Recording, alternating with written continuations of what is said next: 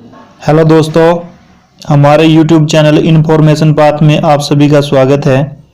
जैसे कि आपको पता है कि हम HP JBT टेट के previous year question paper solve आपको करवा रहे हैं। मैथ के क्वेश्चन आपको हम बड़े ही आसान तरीके से शॉर्ट ट्रिक से हम करवा रहे हैं। हमने बहुत से क्वेश्चन पेपर जो है हमारे चैनल पे सोल्व करवा रखे हैं। यदि आपने वीडियो नहीं देखी है तो आप हमारे चैनल पर जाकर देख सकते हैं। तो आपने यदि हमारी वीडियो अच्छी लगती है तो उनको लाइक करना है, शेयर करना है और हाँ, चैनल को सब्सक्राइब जरूर करना है, क्योंकि हम HP टेट की जो अब नेक्स्ट आपका HP टेट होना है उसके लिए भी हम क्लासेस लेके आते रहते हैं, मैथ के क्वेश्चन लेके आते रहते हैं शॉर्ट बाय शॉर्ट, बिल्कुल शॉर्ट तरीके से। तो आज हम करने जा रहे हैं जो जून 2020 में होना था HP टेट JBT का और वो अगस्त में हुआ था, उसके मैथ के क्वेश्चन आज हम सोल्व करेंगे बड़े ही आसान तरीके से। तो चलिए हम अपनी क्लास को शुरू करते हैं। तो ये क्वेश्चन पेपर है, तो इसका मैथ का सेशन करते हैं हम।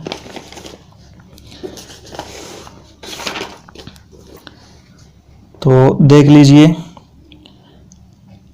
क्वेश्चन नंबर 91 से जो है मैथमेटिक्स का जो सेशन यहाँ से शुरू हुआ है। क्वेश्चन नंबर 91, किसी घटना की प्रायिकता सदैव होती है, ये आपने बताना है। अधिकतम 1, न्यूनतम 1, न्यूनतम और बराबर 1, अधिकतम और बराबर 1। तो जो प्रोबेबिलिटी होती है किसी भी घटना की, इवेंट की, तो किस किस के बीच लाई करती है, वो 0 से बड़ी और बराबर भी हो सकती है। 0 से बड़ी और बराबर यानी कि PE से इसको डिनोट करते हैं प्रायिकता को। और वो किसके इक्वल होगी? 1 के इक्वल होगी। 1 से बड़ी नहीं हो सकती, 1 से छोटी हो सकती है, 1 के इक्वल हो सकती है, लेकिन 1 से बड़ी नहीं हो सकती। तो इसका करेक्ट आंसर रहने वाला आपका 91 का C, less than and equal to 1, यानी कि 0 से तो बड़ी होगी, 0 भी हो सकती है, लेकिन 1 से छोटी रहेगी और 1 के इक्वल हो सकती है। क्वेश्चन नंबर 92, 90 सेंटीमीटर और 1.5 मीटर का अनुपात आपने बताना होगा। 90 जो सेंटीमीटर होता है, यानी कि इधर दी है 1 सेंटीमीटर में टर्म दी है, 1 मीटर में दी है। Ratio of 90 centimetre and 1.5 metre. तो इन दोनों को हम किस में चेंज कर लेते हैं? सेंटीमीटर में चेंज कर लेते हैं, ठीक है। तो 90 सेंटीमीटर एज इट इज रहेगा, इनका अनुपात बताना है, तो 1.5 मीटर का बन जाएगा 150 सेंटीमीटर, ठीक है। अब इनका रेशियो देख लो आप, तो 30 पे कट जाएगा, 30 या 90 और 30 5 150, 3:5, यानी कि 92 का हो जाएगा आपका B और 91 का था आपका C आंसर। 92 का हो गया B। अब चलते हैं क्वेश्चन नंबर 93 पर। निम्न में से सबसे बड़ी भिन्न कौन सी है, वो आपने बतानी है कि इसके अंदर सबसे बड़ी भिन्न कौन सी है। तो देख लीजिए, इधर क्या है 80 80 80, सबसे बड़ा इधर हमें 80 दिखाई दे रहा है, तो हम सभी को 80 के इक्वल कर लेते हैं, ठीक है। यानी कि सभी के नीचे 80 हम कर लेते हैं, 36/80। इसके नीचे भी 80 लाने के लिए मैंने क्या करना पड़ेगा, इसको 2 से गुणा कर दूं, तो ये हो जाएगा 62 पर नीचे 80। इसको भी 80 बनाने के लिए मैंने 5 से गुणा करना पड़ेगा, ये हो जाएगा 65 × 80। और इसको भी मैं 80 बनाने के लिए किससे गुणा कर दूंगा? 10 से, तो 70/80। देखो सभी का जो नीचे वाला है हर वो 80 हो गया। तो सबसे बड़ी देख लो आप कौन सी है इसमें? D, 70/80। तो इसका करेक्ट आंसर हो जाएगा आपका D, 93 का D। क्वेश्चन नंबर 94 को देख लीजिए, ये रूट के अंदर वैल्यू दी है और आपने इसका आंसर बताना है। तो रूट वाले को मैं जो इसके दशमलव है, इसके दशमलव को खत्म कर लेता हूँ, तो ये हो जाएगा 1/, तो 2 दशमलव का नाम का 1, 2 अंक है तो पीछे 2 0, ठीक है। प्लस ये हो जाएगा आपका 80/100, प्लस ये हो जाएगा आपका 1/100,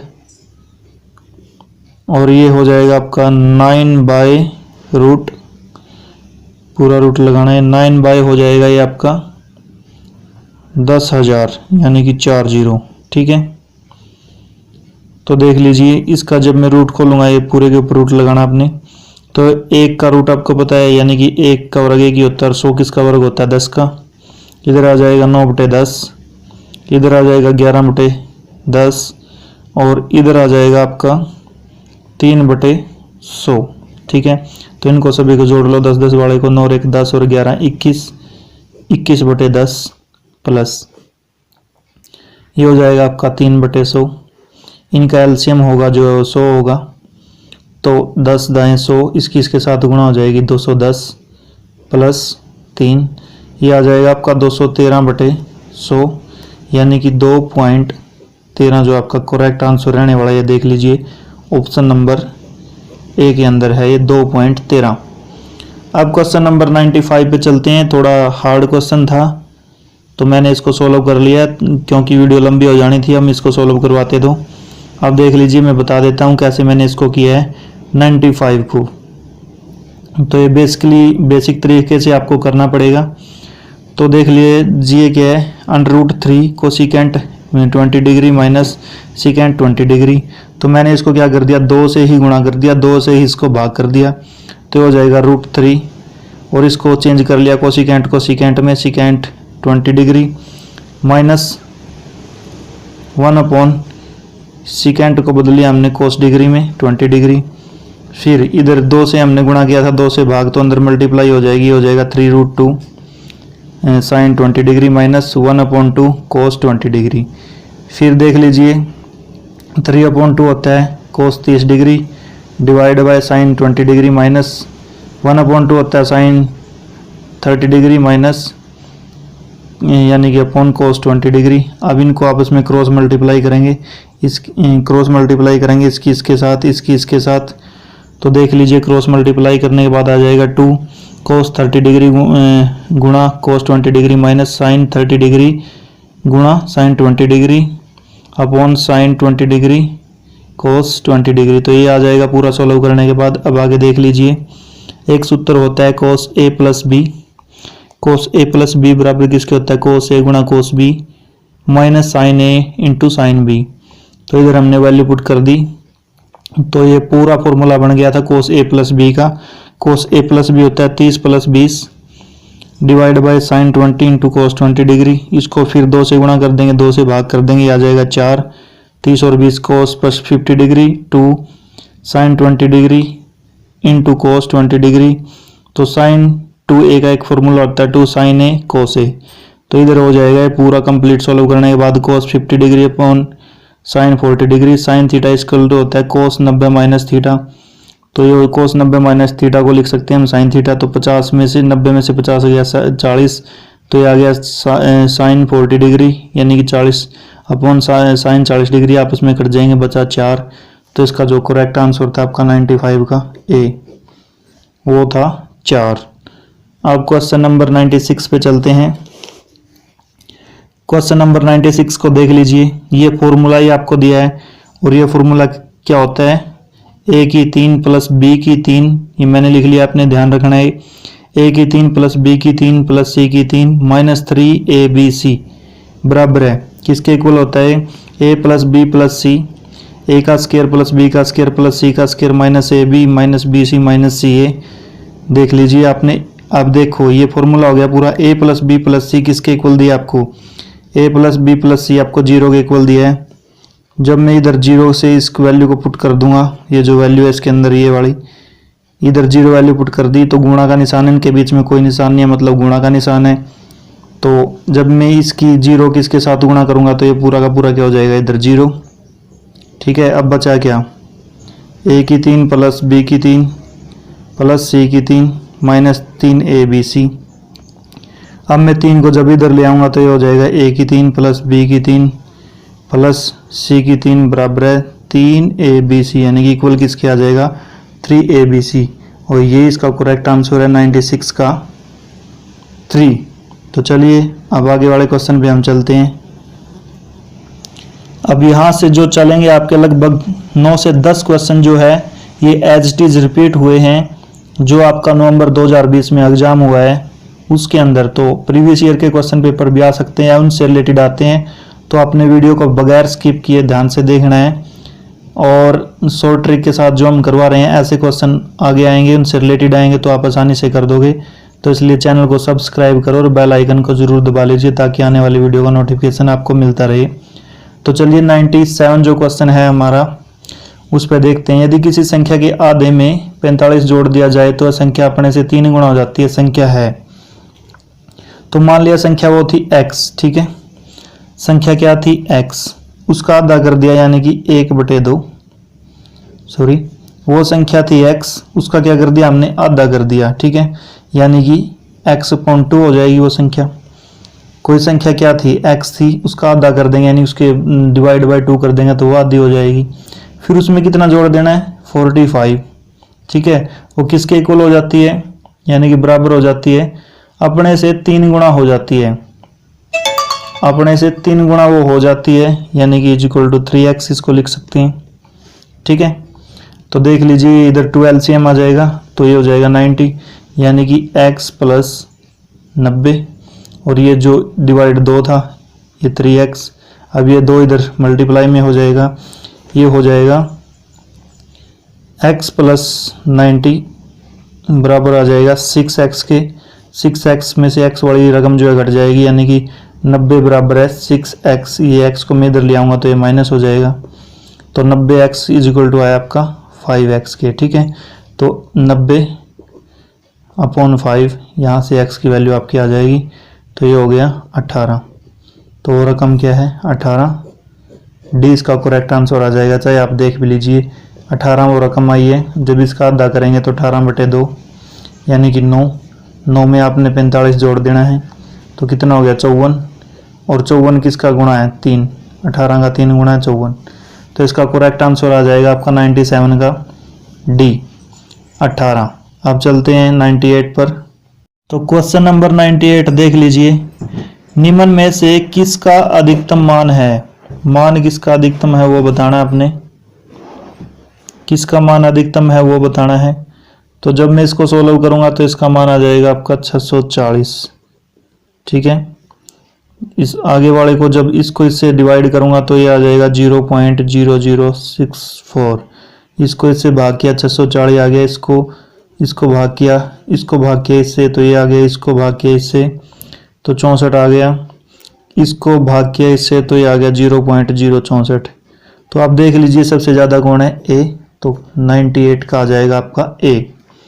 आप चलते हैं 99 पर। Question number 99।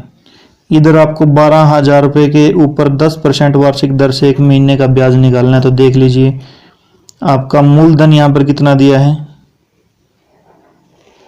12,000 रुपये, ठीक है। दर कितनी दी है आपकी, जिसको आर बोलते हैं इसको पी बोलते हैं। तो ये रेट कितना दिया आपका, 10%।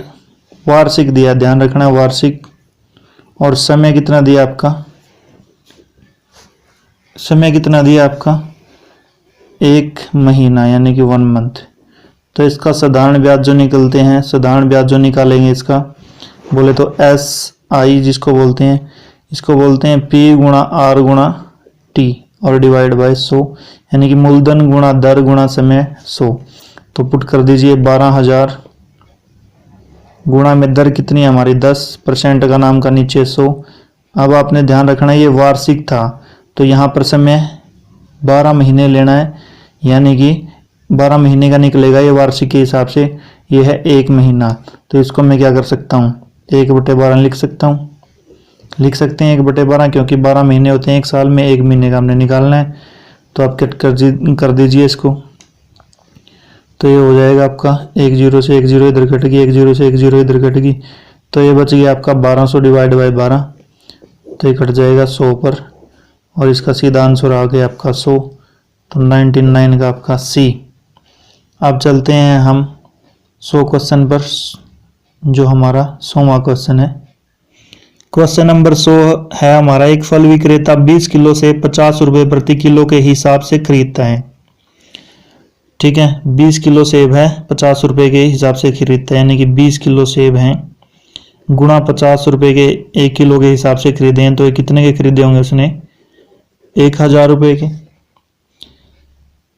इनमें से 5% सेब सड़े हुए होते हैं। 20 का 5% निकाल लीजिए आप, 20 किलो का 5% यानी कि 20 गुणा 5/100, तो 5 यहाँ 20 हो गया, 20 से 20 कट गया, यानी कि 1 किलो सेब उसके अंदर क्या मिल गए, सड़े हुए यानी कि खराब मिल गए। तो 20 माइनस 1 यानी कि सेब जो ठीक है वो कितने, 19 केजी। वो 19 केजी उसने कितने रुपए के हिसाब से बेच दिए, शेष बचे सेबों को 60 रुपए प्रति किलो के हिसाब से बेच दिया। तो जब आप इसकी गुणा करोगे तो ये हो जाएगा आपका 1140 हो गया। आप देख लीजिए, खरीदे थे उसने 1000 रुपए के, बेच दिए कितने, 1140 के, तो उसको फायदा हो गया कितना, 140 रुपए का। यानी कि लाभ प्रतिशत कैसे निकलता है, लाभ बटे क्रय मूल्य इंटू में 100। लाभ और हानि हमेशा क्रय मूल्य पर होती है। तो लाभ हुआ हमें 140 रुपए का, क्रय मूल्य था यानी कि खरीदे कितने के थे, 1000 के, इंटू में 100। 2 जीरो से 2 जीरो कट गई, 1 जीरो कट गई, तो कितने परसेंट का लाभ हो गया उसको, 14%। इसका करेक्ट आंसर आ जाएगा 100 का जो है डी, 100 का जो करेक्ट आंसर आएगा आपका डी। तो हम 10 क्वेश्चन पर वीडियो करते हैं। यदि आपको हमारी जो है समझाना शॉर्ट ट्रिक से, बेसिक तरीके से अच्छा लगा तो हमारी वीडियो को लाइक कीजिए, और यदि आपको किसी क्वेश्चन के अंदर डाउट है, नहीं समझ आया, तो आप कमेंट्स बॉक्स के अंदर छोड़ सकते हैं, हम अलग से वीडियो बना देंगे। और हमारे चैनल को सब्सक्राइब कर बेल आइकन को दबा लीजिए ताकि आने वाली वीडियो का नोटिफिकेशन आपको मिलता रहे, क्योंकि हम हमारे चैनल पर HP टेट से रिलेटेड वीडियो लेकर आते रहते हैं। जो नेक्स्ट आपका HP टेट आने वाला है उसके भी क्वेश्चन हम करवा रहे हैं, तो आप चैनल को सब्सक्राइब जरूर करें और बेल आइकन को दबाएं ताकि आने वाली वीडियो का नोटिफिकेशन आपको मिलता रहे। 101वां क्वेश्चन। तो आइए हम शुरुआत करते हैं अपनी क्लास की।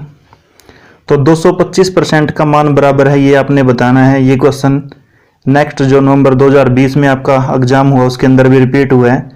तो जो है क्वेश्चन रिपीट होते रहते हैं, तो आप इनको अच्छे से किया करो, आपको फ़ायदा होगा। ऑप्शन भी एज इट इज़ रिपीट होते हैं, तो आपको सॉल्व करने की भी ज़रूरत नहीं है। आपको यदि क्वेश्चन देखा है तो आपका जल्दी से आप सॉल्व कर दोगे। तो 225% का मान बताना हमने कितने के बराबर होगा, 225% यानी कि 225/100% का नाम का 100 हो गया।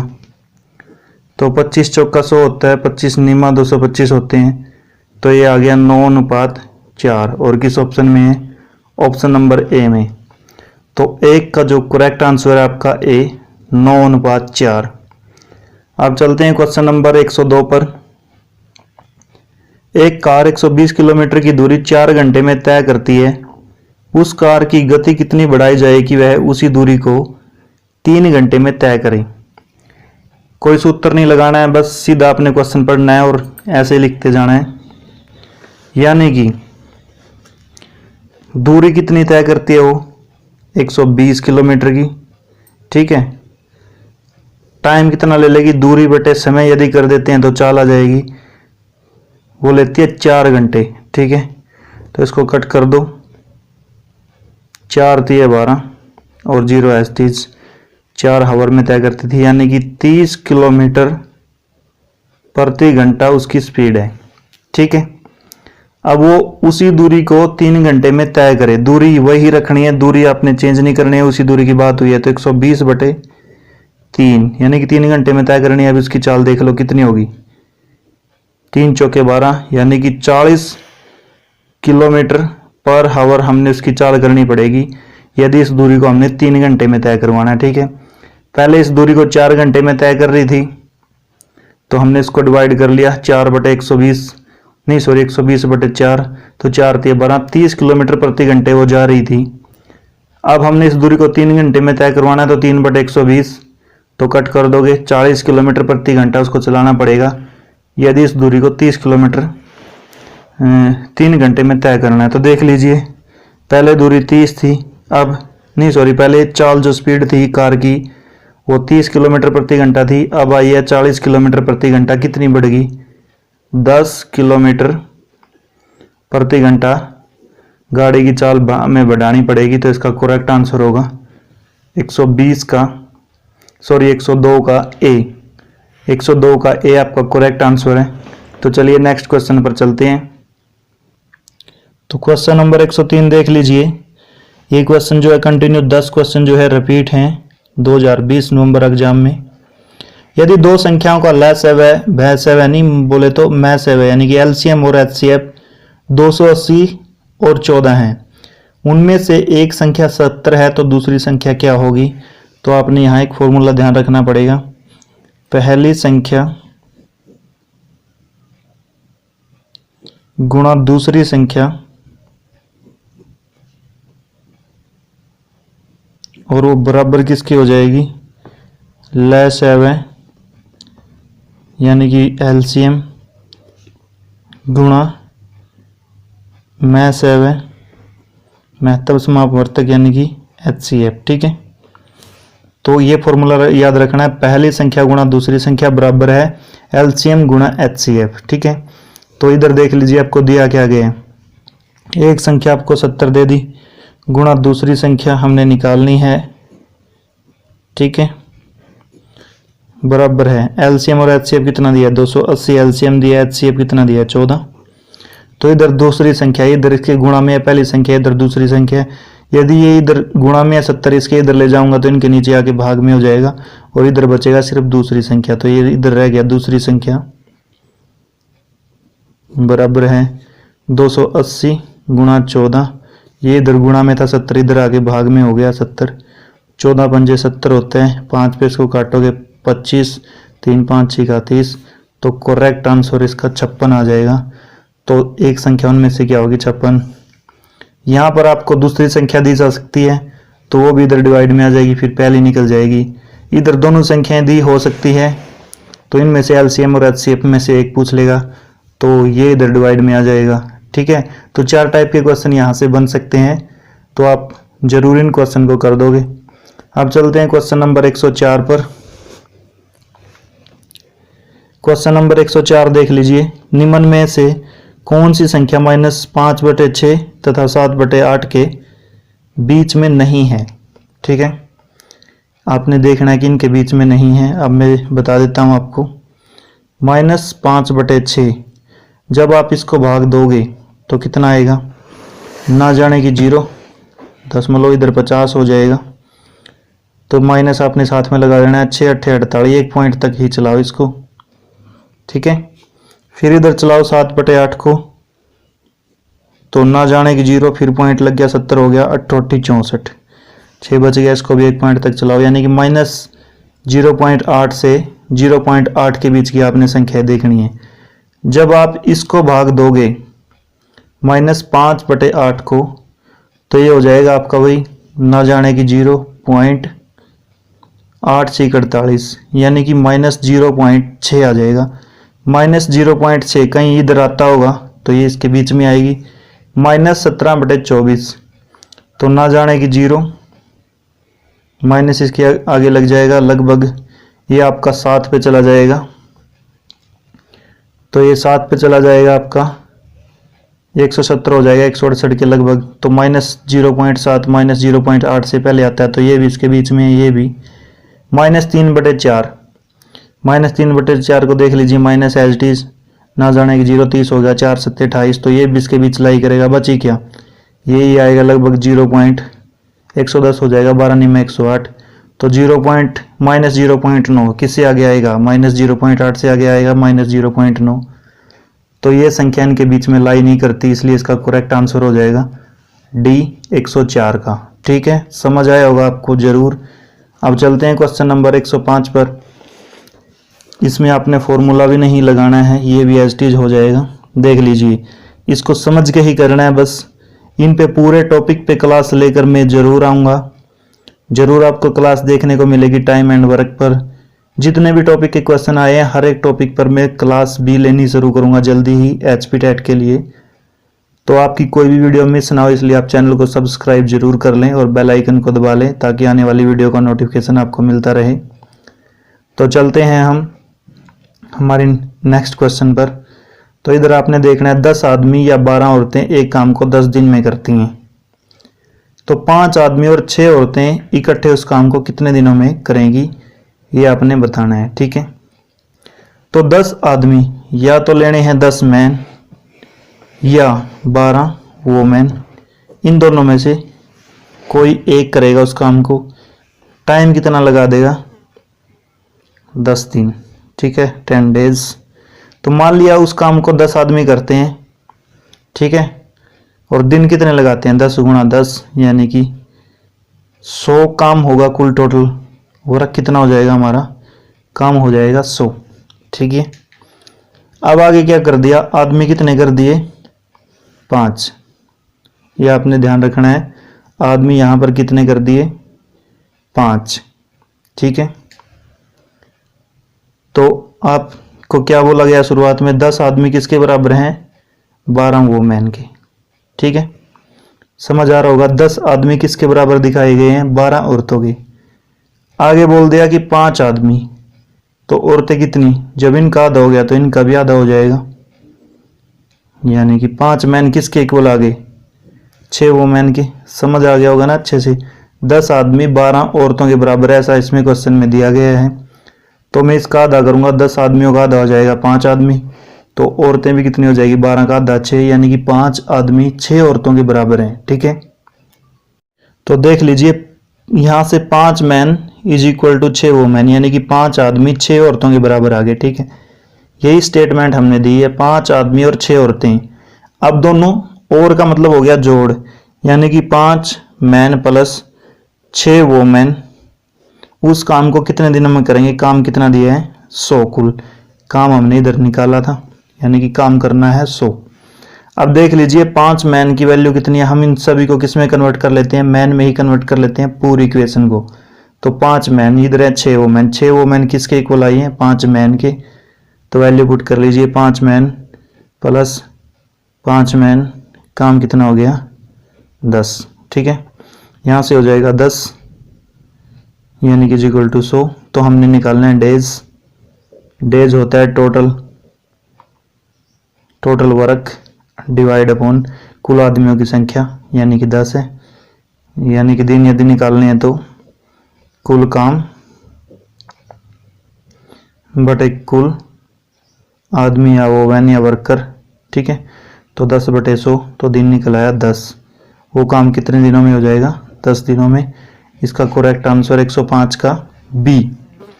अब चलते हैं क्वेश्चन नंबर 106 पर। 105 का आ गया आपका बी। क्वेश्चन नंबर 106 पर चलते हैं।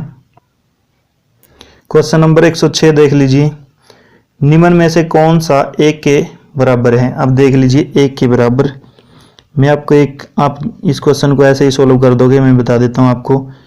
मान लिया इधर है 2 और उसकी पावर है 0। यदि किसी की पावर 0 हो तो वो किसके बराबर होते हैं? 1 के बराबर होता है। ध्यान रखना है, यदि किसी की पावर 0 है तो वो 1 के बराबर है। अब आपको सीधा ही ऑप्शन दिखाई दे रहा होगा, ऊपर वाले को लेके करो। 2 की पावर 0 है तो 1 प्लस 1 प्लस 1, ये तो 3 के बराबर हो गया। पूछा किसके? 1 के बराबर।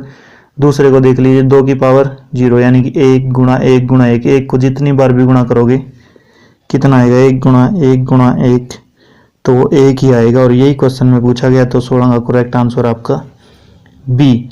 अब चलते हैं क्वेश्चन नंबर 117 पर। ये थोड़ा डाउटफुल क्वेश्चन है। प्राकृतिक संख्याएं किसके समवृत्त नहीं है, यानी कि natural number are not closes under, इनमें से एडिशन, सब्सट्रैक्शन, मल्टीप्लिकेशन या फिर डिवीजन। इसका आंसर डिवीजन भी दिया गया है और इसका आंसर आ सकता है सब्सट्रैक्शन भी आ सकता है, ठीक है।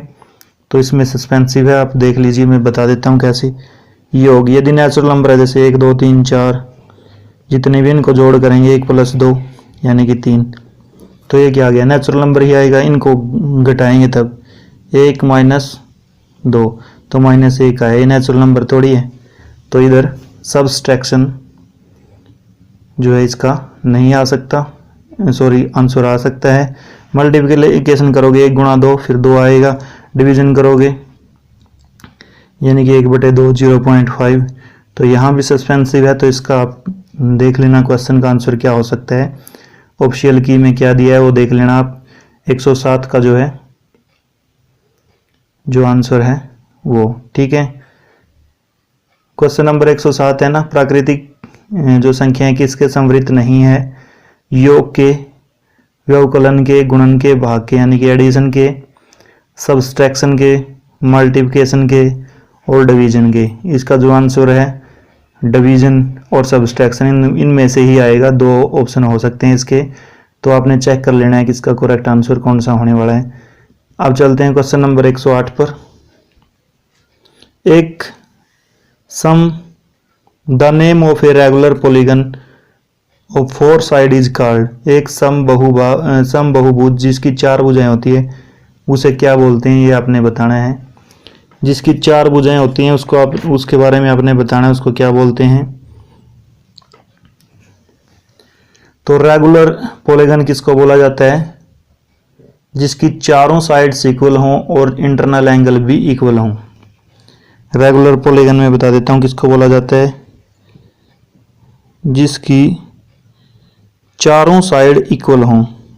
ये चारों साइड जिसकी समान हो, इंटरनल एंगल अंदर वाले एंगल यानी कि 90 के हैं, ये भी इक्वल हैं, इसकी साइड्स भी इक्वल हैं, तो ऐसी कौन सी होती है, स्क्वायर, वर्ग जिसको बोलते हैं। क्वेश्चन नंबर 108 का डी, वर्ग स्क्वायर। अब आपने बताना है निम्न में से किस संख्या का वर्ग विषम संख्या होगा। विषम संख्या किसका वर्ग होगा ये आपने बताना है। यानी कि किसी संख्या को जब हम वर्ग बोलते हैं यानी कि उसी संख्या को 2 बार गुणा करना, जैसे 431 गुणा 431, इसका जो वर्ग आएगा वो हमने बताना है विषम होगा या सम, ऐसा देखना है। तो देख लीजिए, इधर से आपने कुछ नहीं करना, पीछे वाले अंक चेक कर लेने हैं। जब पीछे वाला अंक इसका भी 1 है इसका भी 1 है यानी कि 1 गुणा 1, तो इनका जो वर्ग आएगा एक विषम संख्या ही आएगा। 1 पीछे से 1 होगा, एक विषम संख्या होती है। 6 का करोगे, 6 देख लो पीछे, 6 36, तो 6 सम संख्या आएगी पीछे। 8 8 64, 8 8 64, तो फिर 4 आएगा पीछे से, वो भी एक सम संख्या। और 4 4 16, इसका 6 आएगा, वो भी एक सम संख्या है। इसलिए इसका करेक्ट आंसर होगा 431 109 का ए। अब चलते हैं क्वेश्चन नंबर 110 पर।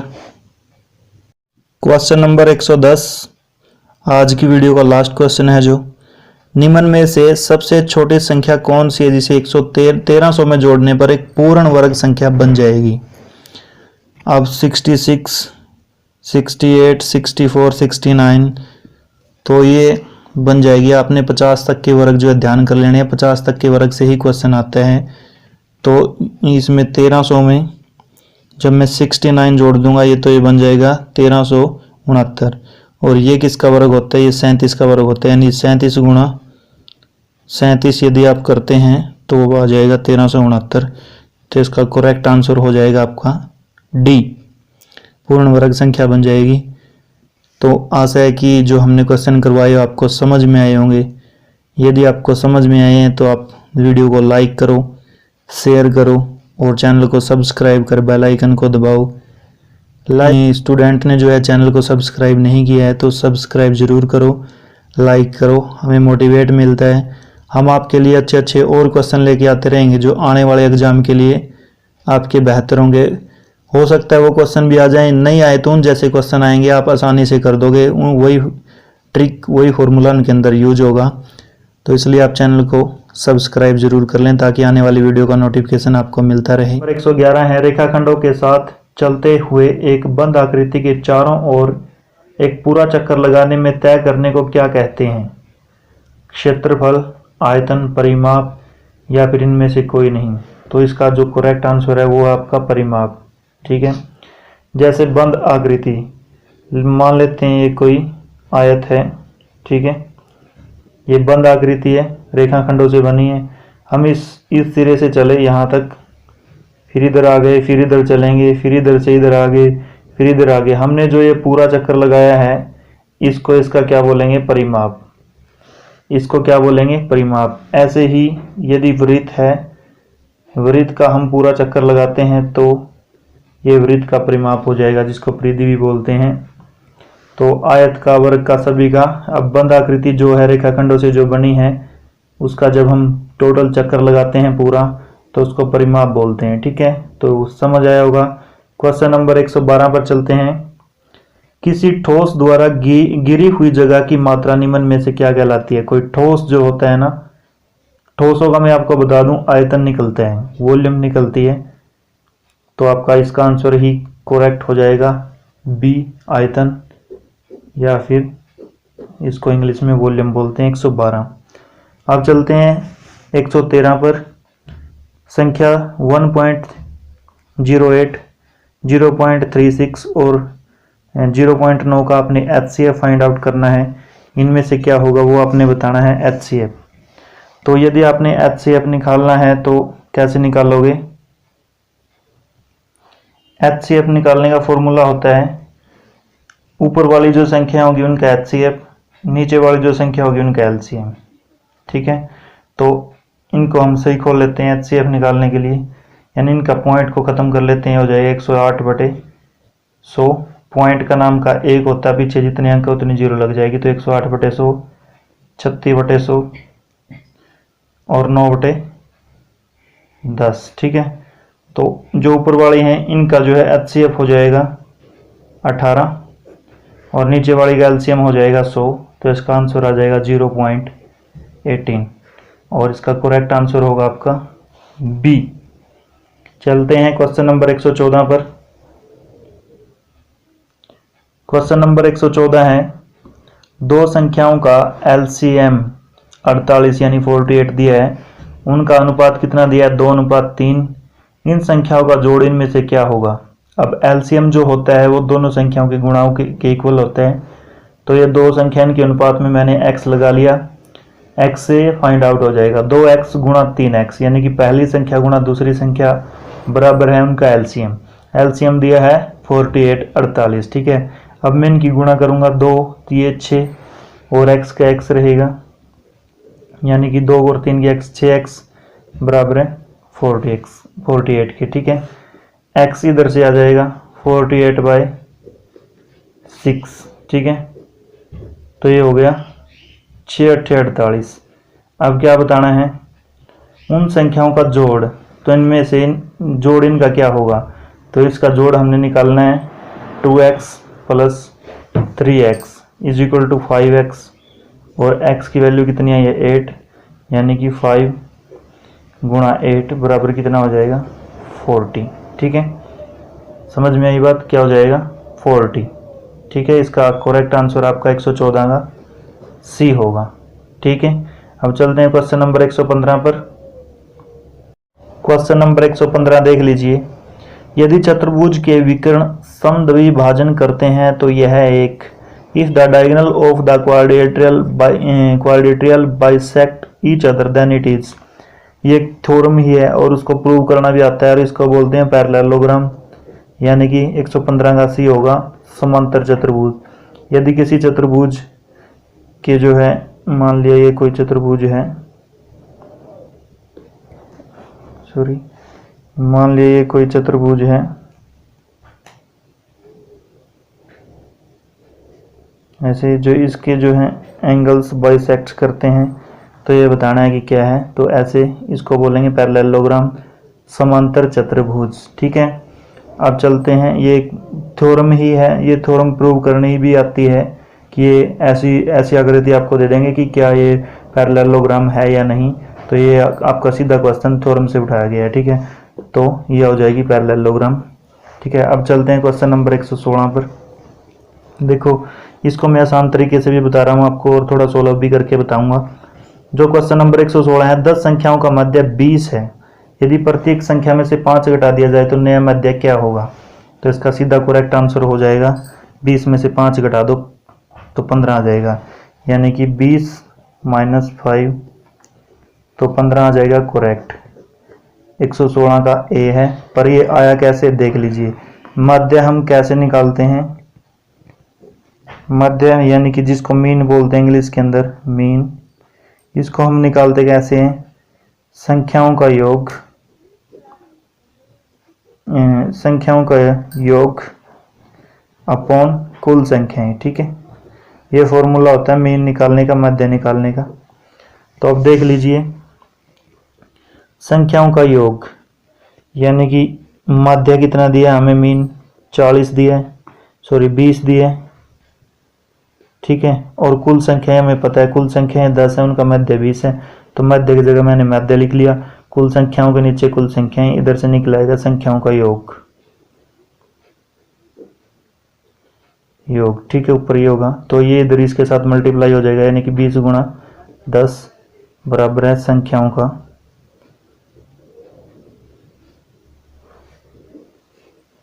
योग। ठीक है, तो 20 में से 20 गुणा 10 200 हो गया, तो संख्याओं का योग आपका कितना आ गया 200। ठीक है, अब देख लीजिए। ठीक है, मध्य था 20, संख्याएं का योग आ गया 200 और कुल संख्याएं 10। अब प्रत्येक संख्या में से यानी कि 10 टोटल संख्याएं हैं, उनमें से 5 घटाया जाना है, यानी कि 5 10 को मैं पहले 5 से गुणा कर लूं, यानी कि टोटल 50 घट जाएगा उन 10 संख्याओं में से। यानी कि प्रत्येक संख्या से जब 5 घटेगा तो 10 गुणा 5 यानी कि सभी संख्याओं से 50 घट जाएगा, और सभी संख्याओं का योग कितना है 200, उसमें से 50 घट गया तो कितना बच गया 150। अब माध्य निकालने वाले सूत्र में पुट कर दो, माध्य यहाँ से निकल जाएगा आपका। माध्य कैसे निकलता है, संख्याओं का योग, इधर नया संख्याओं का योग आ गया 150। कुल संख्याएं कितनी है 10, 1 0 से 1 0 कट गया, तो नया माध्य आपका कितना आ गया 15। या इसको ऐसे सोल्व करो, नहीं सीधा तरीका आपको सोल्व करने की जरूरत नहीं है। माध्यम में से जो कुछ घटेगा, जितना घटाने के लिए बोला गया आप पूरा उस माध्यम में से उतना घटा दो। जैसे 20 मध्य था, उसमें से प्रत्येक संख्या में से 5 घटा तो मध्य में से भी 5 घट जाएगा। यदि किसी संख्या को प्रत्येक संख्या को 5 से गुणा किया गया है तो ऐसा होता है 10 संख्याओं का मध्य 20 है। यदि प्रत्येक संख्या को 5 से गुणा किया जाए तो नया मध्य क्या होगा, तब आपने मध्य को 5 से गुणा कर देना है तो नया मध्य 100 हो जाएगा। मतलब घटेगा या गुणा होगा तो मध्य के साथ भी उतना ही होगा जो संख्याओं में से हुआ है। ठीक है, समझ आया होगा। अब चलते हैं क्वेश्चन नंबर 117 पर सॉरी।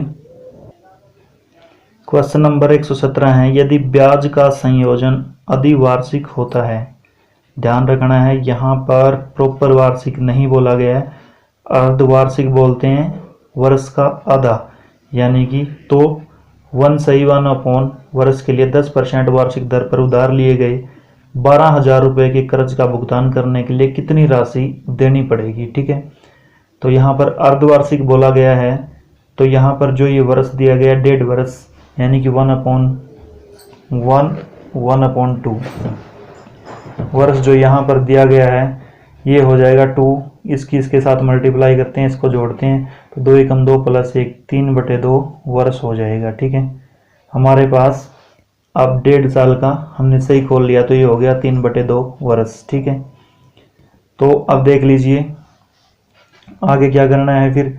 अब एक बात यहाँ पर प्रॉपर रूप से ध्यान रखनी है, यहाँ पर अर्धवार्षिक बोला गया है और ये 10% जो दिया है आपको ये वार्षिक दिया है। क्या दिया है, वार्षिक, तो इसको भी हमने आधा करना पड़ेगा क्योंकि वर्ष हमारा क्या हो गया अर्धवार्षिक हो गया। देखो अर्धवार्षिक हो गया तो दर को भी आपने आधा करना पड़ेगा। ठीक है, तो 2 5 इधर दर हमने 5% लेके चलना पड़ेगा, न कि 10%। ये बात आपको प्रॉपर समझनी आनी चाहिए, तभी ये इस क्वेश्चन का करेक्ट आंसर हम निकाल देंगे। ठीक है, तो चलिए थोड़ा स्पेस में इस क्वेश्चन को मैं सोल्व करता हूँ। इधर हम इस क्वेश्चन को सोल्व करते हैं। अब हमारे पास मूलधन कितना आया है, मूलधन जो दिया है वो 12,000 रुपये। ठीक है, और दर हमारी होगी 5% क्योंकि अर्धवार्षिक लेनी है, पूरे वार्षिक की 10% थी। ठीक है, और समय हमारा कितना हो गया, जो वहाँ पर 1/1/2 यानी कि 1.5 वर्ष दिया था उसका हो गया 3/2, सही खोल लिया 3/2 वर्ष। ठीक है, इसका हमने निकालना है CI बोले तो कंपाउंड इंटरेस्ट निकालना है हमने। कंपाउंड इंटरेस्ट होता है चक्रवृद्धि ब्याज, यानी कि ब्याज पर ब्याज। कंपाउंडेड हाफ ईयरली आपसे पूछा है, तो इसके लिए आपको क्या करना पड़ेगा, मैंने बोला था कि यदि परसेंट का क्वेश्चन है तो हम उसको परसेंट से ही सोल्व करते हैं। समझ में आई बात, तो मैं इसमें कोई सूत्र वगैरह आपको नहीं बताऊंगा, मैं सीधा ऐसे परसेंट से सोल्व करूंगा इस परसेंट को लेकर। ठीक है, यही आपकी शॉर्ट ट्रिक है। और इससे क्वेश्चन, वैसे इस क्वेश्चन को करने का तरीका क्या है, आपने सिंपल इंटरेस्ट निकालना पड़ेगा। सिंपल इंटरेस्ट ऐसा ही जिसको बोलते हैं साधारण ब्याज, वो होता है मूलधन यानी कि गुणा दर गुणा समय डिवाइड अपॉन 100। इस फॉर्मूले से आपने क्या करना पड़ेगा, हाफ ईयर का निकालना पड़ेगा पहले, फिर वो हाफ ईयर आपने इस मूलधन में जोड़ना पड़ेगा दोबारा, फिर हाफ ईयर का निकालना पड़ेगा, जो आएगा फिर इसमें जोड़ना पड़ेगा, फिर हाफ ईयर का। तो इससे बड़ा लंबा टाइम लग जाएगा, आपके 10 मिनट क्वेश्चन को सोल्व करने में लग जाएंगे। इससे मात्र आप 20 से 30 सेकंड में सोल्व कर सकते हो, जो मैं आपको कराने जा रहा हूँ। ठीक है, तो वीडियो अच्छी लगे तो लाइक ज़रूर करना और चैनल को सब्सक्राइब ज़रूर करना है अपने। तो चलिए करते हैं क्वेश्चन को। इधर दी गई आपको 5% हमारी दर है। 5% का आप जब सही खोलोगे तो परसेंट का नाम का 100 लगाते हैं तो ये कट जाएगा 5 एकम 5, 20 पंजे 100। इसको हमेशा हम रियल मानते हैं। ये हमारे अनुसार मूलधन होगा, पी से डिनोट करते हैं। ये हमारे अनुसार ब्याज होगा, ठीक है। यदि हमारा मूलधन 20 रुपये है, उस पर 5% ब्याज लगना है। 20 रुपये हमारे पास थे, उस पर 5% ब्याज यदि लगता है तो 1 रुपया ब्याज लगता है, ठीक है। इधर लिख लेता हूँ मैं मूलधन और इधर लिखता हूँ मैं मिश्र धन। मिश्र धन किसको बोलते हैं? मूलधन प्लस ब्याज को बोलते हैं, ठीक है। बिल्कुल स्टेप बाय स्टेप आसान तरीके से मैं आपको इसको करवा रहा हूँ। तो चलिए, मूलधन हमारे अनुसार कितना है? 20 रुपये। 20 रुपये पर 5% के हिसाब से कितना ब्याज लग गया? 1 रुपया। अब मिश्र धन कितना हो गया? मूलधन प्लस ब्याज, यानी कि 20 + 1 21। समझ आया होगा? ये है फर्स्ट ईयर के लिए, ठीक है। यानी कि अब हमारे पास समय हो गया अर्धवार्षिक लेना है, तो 1 सही यानी कि 1 सही 1/2 वर्ष का आधा आधा जब हम करेंगे, यानी कि 1 सही 1/2 वर्ष या फिर 3/2 वर्ष, जब मैं इसको आधा आधा लिखता हूँ, आधा आधा आधा, तो क्वेश्चन में अर्धवार्षिक बोला गया, हम इसको पूरा मान लेते हैं, पूरी साल मान लेते हैं। 1 2 3 3 होगी ना, तो ये फर्स्ट ईयर का है। ऐसे ही सेकंड ईयर, ऐसे ही थर्ड ईयर, ठीक है। तो 20 फिर 21 फिर 20 फिर 21, ठीक है। इन तीनों की आप गुणा कर लो, 20 20 20, इसकी गुणा आ जाएगी आपकी 8000। कितनी आ गई? 8000। दिखाई दे रहा होगा आपको? 8000, ठीक है। जब आप इन तीनों की गुणा करोगे 21 की, तो आपकी गुणा आएगी 9261, ठीक है। हमारे अनुसार मूलधन क्या था? 20 रुपये। उस पर ब्याज लगने पर मिलेगा हमें कितना? 21 रुपये। ऐसा ही दूसरे साल में, ऐसा ही तीसरे साल में, यानी कि ऐसे ही पहले हाफ ईयर में, फिर दूसरे हाफ ईयर में, फिर तीसरे हाफ ईयर में, कुल मिला के आधे आधे आधे 3 हाफ ईयर हो गया, यानी कि 1.5 वर्ष हो गया। और हाफ ईयर के अनुसार हमने क्या लिए? दर लिए, ठीक है। क्वेश्चन बड़ा है, टाइम लगेगा, लेकिन आपको समझ आएगा। ऐसे क्वेश्चन आगे से आएंगे तो आप कर दोगे, ठीक है। अब हमारे अनुसार मूलधन कितना है? 8000 रुपये। और हमारे अनुसार उसको ब्याज प्लस दर के अनुसार से जो ब्याज मिलेगा वो इतना मिलेगा, ठीक है। तो देख लीजिए, उसने मूलधन कितना दिया है? कितना दिया है? 12000 रुपये, ठीक है।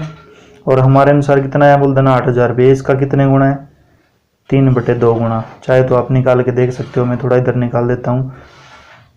8000 का जब आप 3/2 से गुणा करोगे तो 2 चौके 8, यानी कि 4000 गुणा 3000, तो कितना आ जाएगा? 12000। सेम एज इट इज, यानी कि 8000 का 12000 कितना है? 3/2, यानी कि 1.5 गुना है लगभग।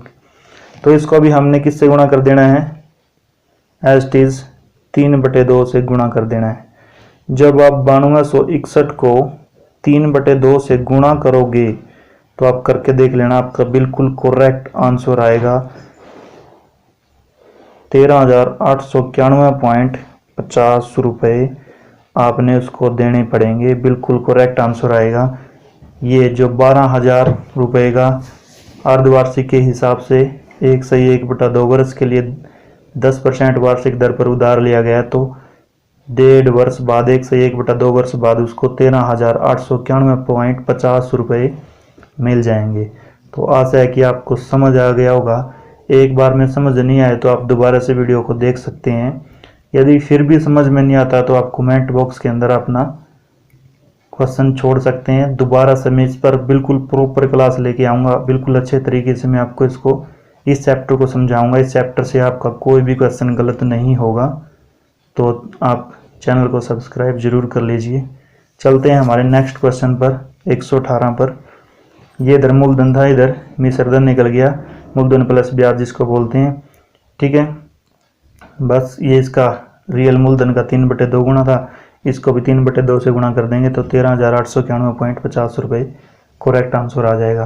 तो अब हम चलते हैं क्वेश्चन नंबर 118 पर। क्वेश्चन नंबर 118 देख लीजिए। निम्नलिखित में से कौन सा त्रिविमीय आकार का नहीं है, यानी कि 3 डायमेंशनल नहीं है, यानी कि बोले तो 3D नहीं है। अब शंकु भी 3D होता है, 3 डायमेंशनल होता है, पिरामिड भी, घनाभ भी। समषटभुज जो होता है वो 2 डायमेंशनल होता है। तो इसका करेक्ट आंसर आ जाएगा डी। 119, निम्न में से कौन सी संख्या सहभाज्य है, मतलब सहभाज्य उनको बोलेंगे जिनका बीच में सिर्फ एक ही, मतलब एक ही कॉमन होगा, एक भागफल उनके बीच में एक ही कॉमन होगा। अब 30 और 415 के बीच में तो 5 कॉमन है, 5 से डिवाइड है, 5 से हो रही है। और ये 17 चौके 68, इनके बीच में 4 है, इनमें 5 है। तो 18 और 35 ये एक ऐसी है जिनके बीच में सहभाज्य के लिए सिर्फ एक ही, ये भी 18 है, एक 35 को इन आपस में जो है भाग जो है इनके लिए कोई प्रॉपर कॉमन भी नहीं है, तो एक इनके लिए कॉमन है। तो 119 का करेक्ट आंसर आ जाएगा आपका ए। अब चलते हैं क्वेश्चन नंबर 120 पर, जो लास्ट क्वेश्चन है आज की वीडियो का। तो क्वेश्चन नंबर 120 देख लीजिए। प्रातःकालीन शहर में 3 व्यक्ति सैर करने के लिए जाते हैं, एक साथ कदम उठाकर चलना प्रारंभ करते हैं। उनके कदमों की लंबाइयाँ क्रमशः 80 सेंटीमीटर, 85 सेंटीमीटर और 90 सेंटीमीटर है। इनमें से प्रत्येक न्यूनतम कितनी दूरी चले कि वह उसे पूरे पूरे कदमों में जो है तय कर ले। ठीक है, तो ऐसे क्वेश्चन के लिए आपको एलसीएम बड़ा ही जरूरी होता है, और एलसीएम से ही आपका करेक्ट आंसर लगभग आ जाता है।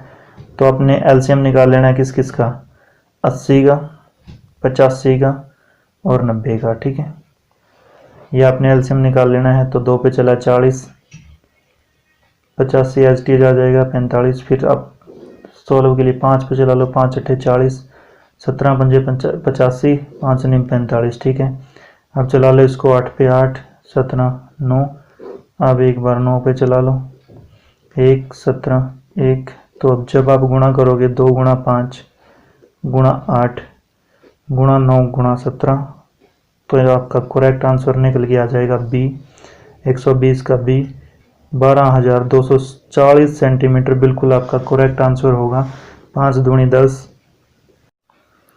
तो इधर से जब आप इसकी मल्टीप्लाई करोगे, 2 पंजे 10 अट्ठे 80, 8 गुणा 9 यानी कि 80 गुणा 9 720 गुणा 17, तो ये आ जाएगा 12,240 सेंटीमीटर करेक्ट आंसर। इतने कदम उनको चलने पड़ेंगे जिससे वो प्रत्येक समान दूरी तय करेगा। ठीक है, न्यूनतम दूरी जो इसमें पूछा गया है। तो ये जो है हमने कंप्लीट कर लिए 30 क्वेश्चन विद शॉर्ट ट्रिक, साथ में बेसिक भी किए हैं। यदि आपको वीडियो अच्छी लगी, हमारा पढ़ाना आपको अच्छा लगा, तो आप लाइक ज़रूर करें, क्योंकि आपका लाइक हमें बहुत ही मोटिवेट देता है। और चैनल सब्सक्राइब जरूर करना है। आप सभी वीडियो देख लेते हैं पर चैनल सब्सक्राइब नहीं करते, तो आपने चैनल को सब्सक्राइब कर बेल आइकन को दबा लेना है, क्योंकि हम जितने भी आपके एग्ज़ाम होने हैं उनसे रिलेटेड मैथ के क्वेश्चन सभी जो है मैथ रीजनिंग वगैरह हमारे चैनल पर सभी आपको देखने को मिलेंगी। तो हम बार बार आपको यही बोलते रहते हैं कि वीडियो को लाइक करें, शेयर करें। किसी क्वेश्चन में डाउट है तो कमेंट करें, और चैनल को सब्सक्राइब कर बेल आइकन को दबा लीजिए। आने वाली वीडियो का नोटिफिकेशन सबसे पहले आपके पास पहुंचेगा, और आप जो है अच्छे से अपने एग्ज़ाम की तैयारी करते रहिए। हम ऐसे ही आपको अच्छे अच्छे क्वेश्चन आपके लिए लेकर आते रहेंगे।